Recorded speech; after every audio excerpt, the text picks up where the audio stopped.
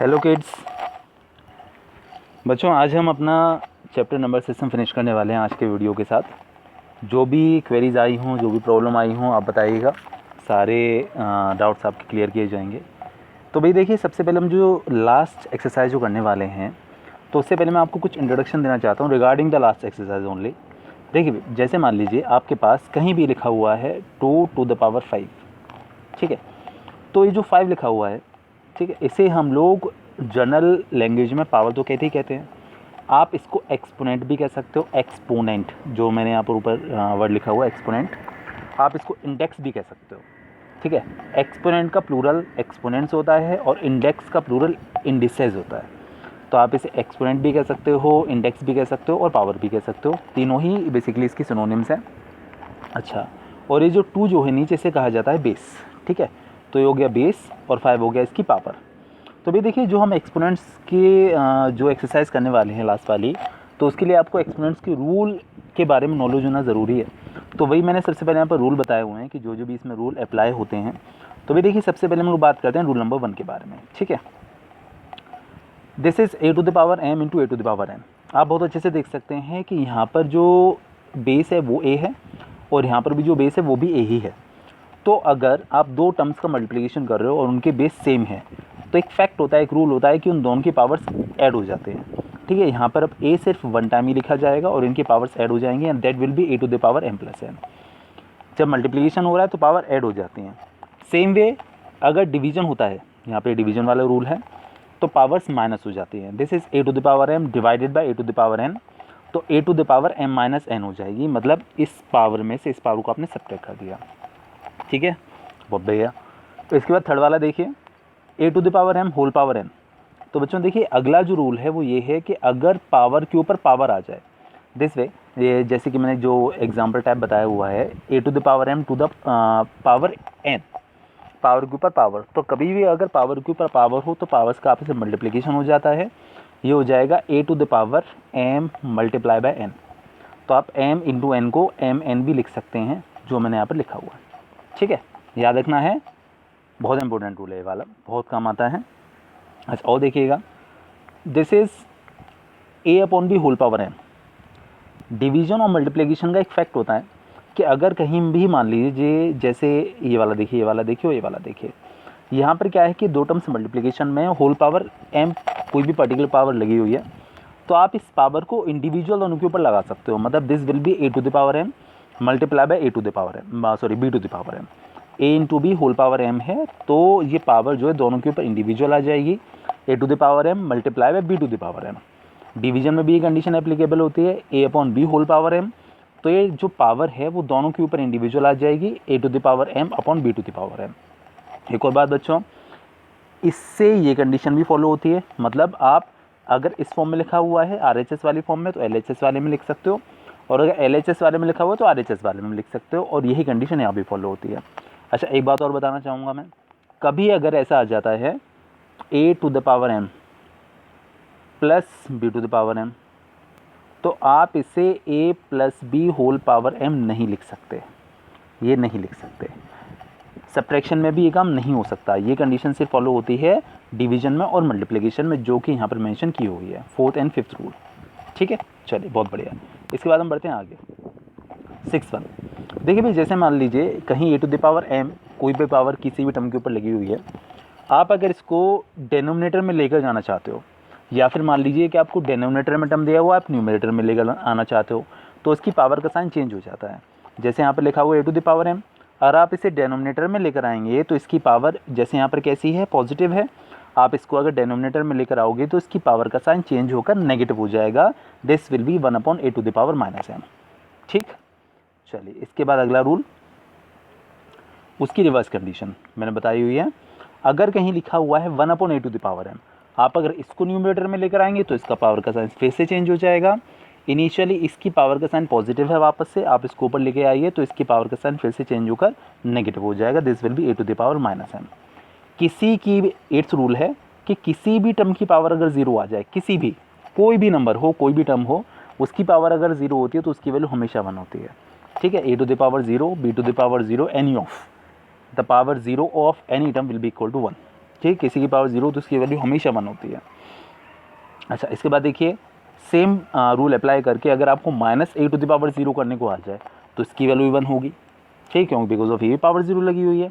But अगर यहाँ minus देखिए ब्रैकेट के आगे लगा दिया मैंने एक एग्जांपल समझाने के लिए, माइनस को ब्रैकेट के आगे लगा हुआ है, उसके बाद a⁴ है, तो इस बार जो माइनस है, माइनस इसकी पावर 0 में नहीं आई, मतलब पावर 0 इसके ऊपर नहीं लगी हुई है, दिस इज a⁴ ओनली। तो a⁴ की वैल्यू 1 हो जाएगी और ये माइनस जो है वो एज इट इज़ लगा रहेगा, so it will be equal to -1। यहाँ पर क्या था, इसमें एक कंडीशन थी कि माइनस की पावर भी 0 थी, इसीलिए उसकी वैल्यू भी 1 निकल कर आ गई और यहाँ पर आ जाएगी -1 बिकॉज ऑफ माइनस ब्रैकेट के बाहर है। अच्छा, और देखिएगा अगर मान लीजिए कोई भी रूट वाला नंबर है like mth root of a, ये इस वे में भी आप लिख सकते हो एग्जांपल समझाने के लिए, क्यूब रूट ऑफ a या 4th रूट ऑफ a, कुछ भी ऐसा लिख सकते हैं।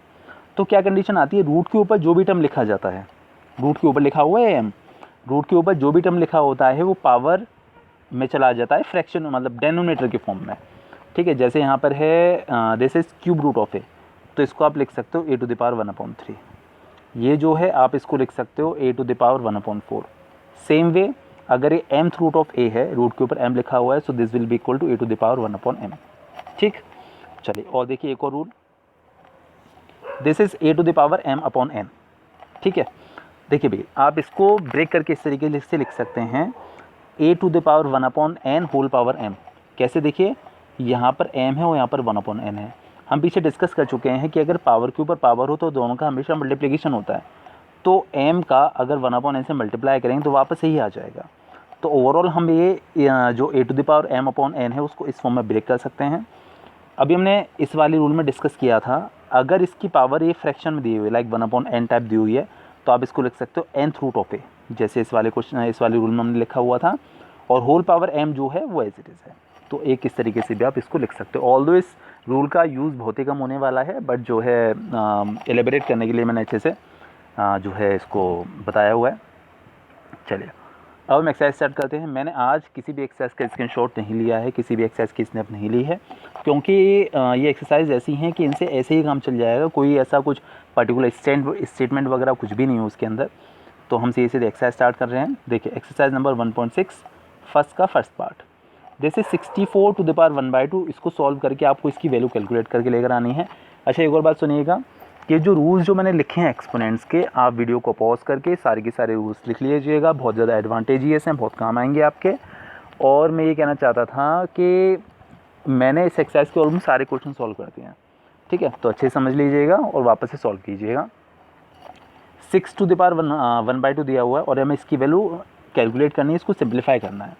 देखिए भाई आप 64 को लिख सकते हो a⁴ 8 का स्क्वायर 64 होता है, 8 8 64, आप पुरानी क्लासेस से पढ़ते चले आ रहे हो, और इसकी पावर 1/2 एज इट इज़ है। हमने जो एक रूल पढ़ा था कि अगर कभी भी पावर के ऊपर पावर हो, मैंने तभी मेंशन किया था कि बहुत इंपॉर्टेंट है, तो हमेशा पावर्स का मल्टीप्लिकेशन हो जाता है। तो 2 का 1/2 से मल्टीप्लाई हो जाएगा, एंड 2 का 1/2 से मल्टीप्लाई करेंगे तो 2 से 2 cancel out, this will B 8⁴ 8⁴ that is 8। ये इसका फाइनल सॉल्यूशन हो गया, ठीक। इसके बाद next the second part of the first question, this is 32 1/5। तो बच्चों देखिए आप 32 को लिख सकते हैं 2⁵, आप 2 का 5 टाइम्स मल्टीप्लिकेशन कीजिए, 2 2 4 2 8 2 16 2 32, तो 2⁵ करने पर 32 आ जाएगा। अगर प्रॉब्लम होती है तो आपको प्राइम फैक्टर्स करना आता है बहुत अच्छे से, आप फैक्टर्स कर लीजिए। 2 से 16 टाइम्स हो गया, 2 से 18 टाइम्स होगा, 2 से 8 टाइम्स होगा, 2 से 4 टाइम्स होगा, 2 से 2 टाइम होगा, और वापस 2 से 1 टाइम हो जाएगा, ठीक है। इस तरीके से आप इसको कर सकते हैं। तो जो है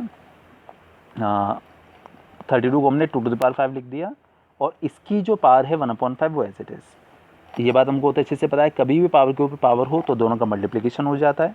तो 5 का 1/5 से मल्टीप्लिकेशन हो जाएगा, 5 से 5 कैंसिल आउट हुआ, 2⁴ दैट इज़ 2, ये इसका आंसर हो गया, ठीक। इसके बाद देखिए थर्ड वाला पार्ट,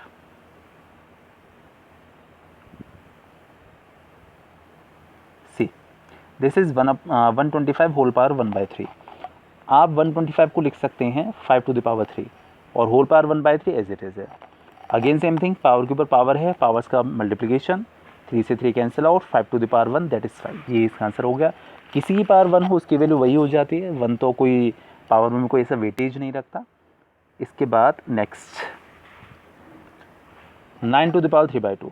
तो देखिएगा बच्चों, आप 9 को लिख सकते हो 3 टू द पावर 2 और पावर 3/2 जो वो एज इट इज़ है। अगेन सेम थिंग, पावर के ऊपर पावर है, पावर्स का मल्टीप्लिकेशन, 2 का 3/2 से मल्टीप्लाई हो जाएगा, 2 से 2 कैंसिल आउट हो जाएगा, this will be 3 to the power 3। तो आपको 3 का 3 टाइम्स मल्टीप्लिकेशन कर देना है, 3 3 9 3 27 और ये हमारा इसका आंसर हो गया। ठीक, सेकंड का फर्स्ट पार्ट था ये, आप बुक खोल लीजिएगा अपनी। और थर्ड पार्ट देखिए 16 टू द पावर 3/4। आप 16 को लिख सकते हैं 2 टू द पावर 4, 2 2 4 2 8 2 16 और whole power 3/4 as it is है। अगेन सेम थिंग, पावर के ऊपर पावर, दोनों का मल्टीप्लिकेशन, 4 से 4 कैंसिल आउट हो जाएगा, 2 टू द पावर 3। अगर आप 2 का 3 टाइम्स मल्टीप्लिकेशन करोगे, 2 2 4 2 8 तो हमारा 8 आंसर हो गया इसका। ठीक, इसके बाद देखिएगा बच्चों फोर्थ वाला, दिस इज़ 125 होल पावर -1/3। आप 125 को लिख सकते हो 5 to the power 3 whole power -1/3। आप 3 का वापस से वही कंडीशन, 3 का -1/3 से मल्टीप्लिकेशन हो जाएगा, 3 से 3 कैंसिल आउट हुआ, this will be 5 to the power -1।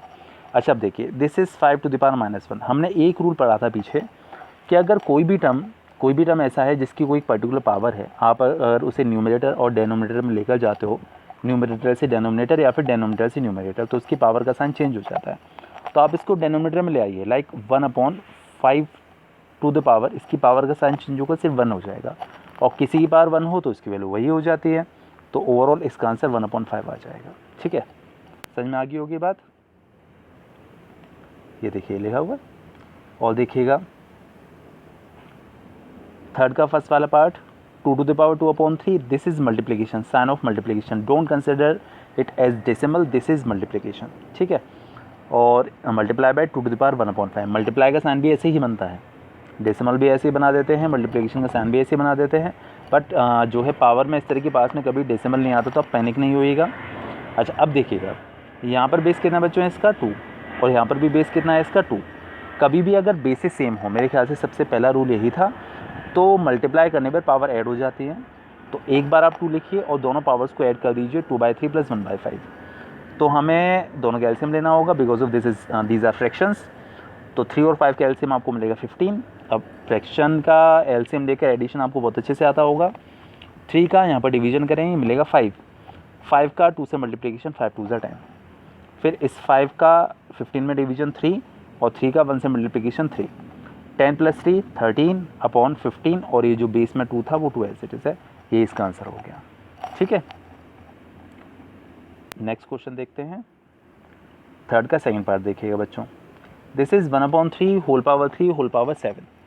देखिए भाई, आप 1 को 1 की पावर कितनी भी लिख लीजिए, कोई फ़र्क नहीं पड़ता। 1 का आप कितनी भी टाइम्स मल्टीप्लिकेशन कर लीजिए, हमेशा 1 ही आता है।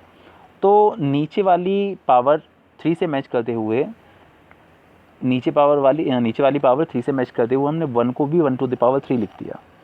अच्छा अब देखिए, एक रूल हमने पढ़ा था कि अगर कहीं पर a to the power m upon b to the power m आ जाता है, तो आप इससे a/b एक साथ लिखकर भी पावर m चढ़ा सकते हैं।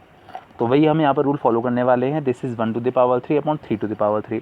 तो हमने क्या लिखा है इसको, 1/3 होल पावर 3 एक साथ, और होल पावर जो 7 था वो एज इट इज़ लगा हुआ है। आपको बहुत अच्छे से पता है कि कभी पावर के ऊपर पावर हो तो दोनों का मल्टीप्लिकेशन हो जाता है। तो 3 का यहाँ 7 से मल्टीप्लाई हो गया, 3 7 = 21 और यही आपका फाइनल हो गया आंसर। ठीक है, दैट्स इट। और देखिएगा, this is third part of the same question, 11 to the power 1/2 upon 11 to the power 1/4। Rule number second था शायद से ये, अगर बेसिस एक जैसे हैं और आप नम्स का मल्टीप्लिकेशन कर रहे हो तो पावर्स ऐड हो जाती हैं। सेम वे अगर आप डिवीजन कर रहे हो तो पावर सब्ट्रैक्ट हो जाती हैं। तो ये हो जाएगा 11 टू द पावर 1/2 - 1/4। ठीक है ना, बेस जो है दोनों का सेम है 11 तो आप 11 को सिंगल टाइम लिखकर पावर्स को माइनस कर सकते हो। अब आपको 1/2 - 1/4 करना है बच्चों, 1/2 - 1/4। आपको एलसीएम लेना होगा, 4 एलसीएम निकल कर आएगा इसका।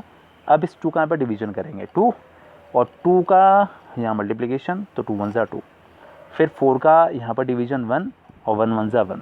2 - 1/4 एंड 2 - 1 = 1, 2 - 1 = 1 और जो डेनोमिनेटर वाला 4 as it is 11 to the power 1/4। इसके आगे आप इसमें कुछ नहीं कर सकते, तो ये इसका फाइनल सिंप्लीफिकेशन है।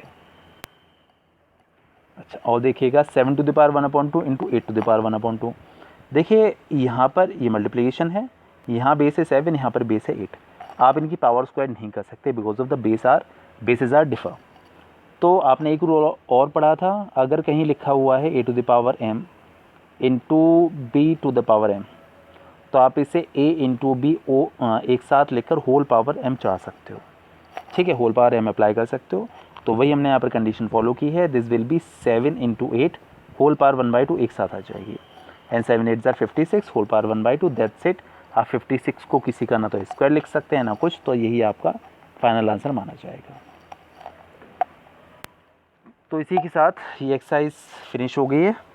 अब देखिए एक टर्म और बताने को रह गया था, मुझे समझाना था कि रूट 9.3 को आप नॉर्मल लाइन पे कैसे रिप्रेजेंट करेंगे। ठीक है ना, ये बहुत ही इंपॉर्टेंट क्वेश्चन है बेसिकली, और मेरे पास कंपास तो नहीं है तो मैंने ऐसे ही समझाने की कोशिश की है।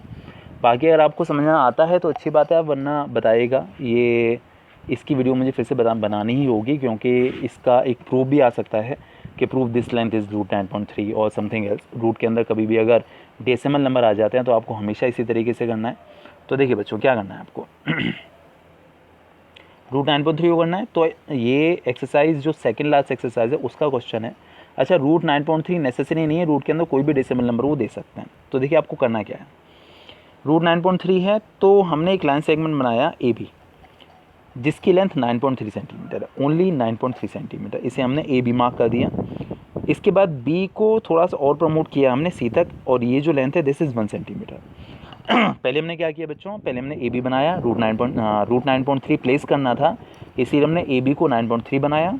और आपको सपोज टू भी रूट 10.5 प्लेस करने को आता है, तो आपको ए बी को 10.5 सेंटीमीटर का बनाना होगा। उसके बाद हमने बी सी ड्रॉ कर दिया। बी सी ए बी को ही प्रमोट करके बनाया है, जो कि 1 सेंटीमीटर है। हमेशा इसे 1 ही बनाना है, कभी चेंज नहीं करना। तो हमारे पास ए सी लाइन सेगमेंट आपको मिल गया। अब आपको क्या करना है, आपको बनाना है ए सी का परपेंडिकुलर बाइसेक्टर। कंपास ले लीजिए, और कंपास का जो पॉइंट है उसको या तो ए पर रखिए या फिर सी पर रखिए। ठीक है, और जो ए सी की लेंथ है, जो भी ए सी की लेंथ है, इससे more than half radius compass में ले लीजिए, मोर देन हाफ।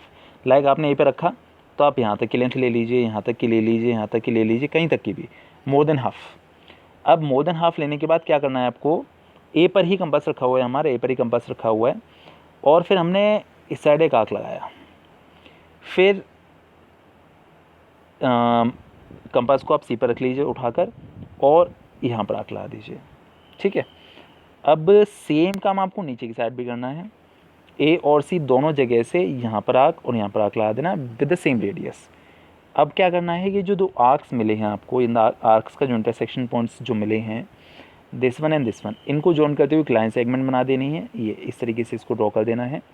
अब ये जो आपने बनाया है, ये जो आपकी ओरिजिनल लाइन सेगमेंट थी ए से इस पॉइंट पर मीट कर रहा है। ठीक है, आप ये काम तभी करिएगा जब आपके पास कंपास पेंसिल हो, स्केल हो, तो आप सुनते जाइएगा, उसके साथ साथ करते चले जाइएगा, वरना मैं इसको ड्रॉ करते हुए वीडियो बनाकर आपको जो है पोस्ट कर दूंगा। तो ये जो पॉइंट है इसे हम नाम दे देते हैं दिस पॉइंट इज, इसको हमने ओ नाम दे दिया। अब आप ओ पर कंपास रखिए, और ओ पर कंपास रखकर ए तक का रेडियस ले लीजिए। ए तक का रेडियस लेने के बाद इस तरीके से आपको बनाना है एक सेमी सर्कल, जो कि सी पर मीट भी करेगा जाकर। ठीक है, तो इस तरीके से हमने एक सेमी सर्कल बना लिया।